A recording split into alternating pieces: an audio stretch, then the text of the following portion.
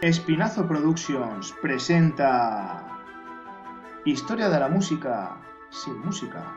¡Salgo de fondo! Hoy, la música en el romanticismo tardío, Mahler y Strauss. Comencemos por Mahler. No era familiar de Rupert Giles, el bibliotecario de Buffy cazavampiros, y menos de Doc Brown, de Regreso al Futuro. Mahler trabajó en Kassel, Praga, Budapest, Hamburgo, Viena e incluso Nueva York, tanto en la Metropolitan Opera como en la New York Philharmonic.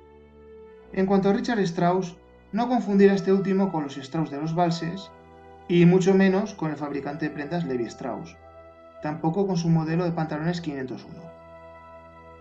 Este otro Richard, de apellido Wagner, había agotado las posibilidades tonales y en cierto modo estructurales heredadas y desarrolladas a partir del clasicismo. Bueno, lo cierto es que su suegro Liszt también había hecho de las suyas. El caso es que las ideas tanto de Liszt como de Wagner, a su vez de recorrido no muy extenso, habían dejado a los músicos posteriores sin una idea clara de por dónde seguir. Fueron las propuestas de Mahler y de Strauss las que alcanzaron las últimas consecuencias del romanticismo. Al margen de que tampoco era pariente de Einstein, Richard Strauss empezó su carrera en la ópera de la corte de Múnich, donde su padre era trompa solista. Allí fue tutelado por Hermann Levy, el director de la orquesta de la corte.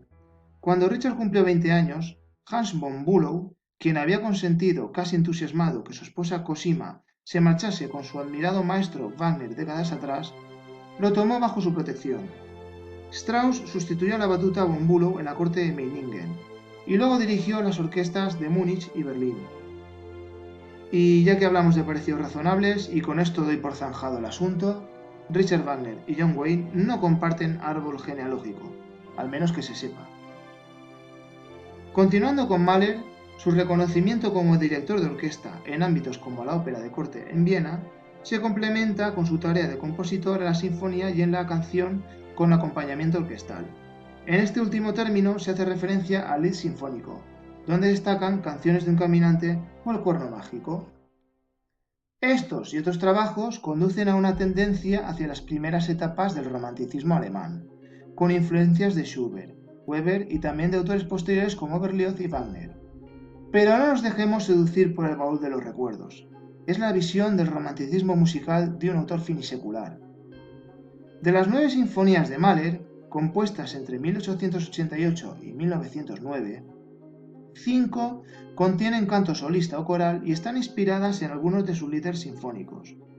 Frente a la amplitud de la masa orquestal utilizada en ellas, la escritura sinfónica se hizo cada vez más sofisticada y selectiva. Los movimientos podían asumir formas y estructuras tradicionales, anclándose la armonía a la tonalidad. Una 10ª sinfonía quedó inacabada debido a los problemas de salud de Mahler, los cuales le precipitarían a la muerte en 1911. Véase ahora un ejemplo. La Sinfonía número 1. Fue estrenada en Budapest en 1889. En principio se trataba de un poema sinfónico en 5 movimientos, luego reducidos a 4, cuando en 1897 eliminó el intermedio lírico titulado Florecillas. La obra muestra el influjo de los líderes agrupados con el título Canciones de un compañero de viaje. Deseoso de mostrarse como compositor, Mahler anuncia rasgos esenciales del autor como el uso de fanfarrias y marchas militares y danzas de carácter popular, además de emplear efectos espectaculares de orquestación. Por cierto, esta sinfonía fue concebida para una plantilla de 100 músicos. El tercer movimiento varía en modo menor el popular tema francés traducido como martinillo con un contrabajo al que se incorporan diversos instrumentos. Surge luego un tema tradicional de Bohemia para alternarse con martinillo mientras parece sonar una banda sinfónica. En fin, vamos a escuchar... Derechos de autor, derechos de autor. No vamos a escuchar.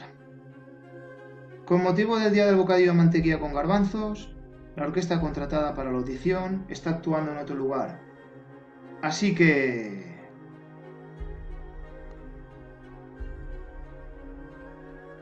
Y esto es todo por el momento. Hasta aquí el vídeo de hoy. No olvides agradecer mi labor, es decir, pulgar hacia arriba y todo lo demás. Nos vemos en próximos vídeos.